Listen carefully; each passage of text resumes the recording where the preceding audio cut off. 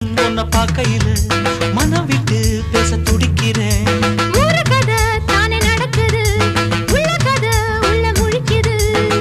பார்க்க வரும் முன்னே துணிவது இருக்கும், பக்கம் வந்த பின்னே வெட்கமது தடுக்கும்.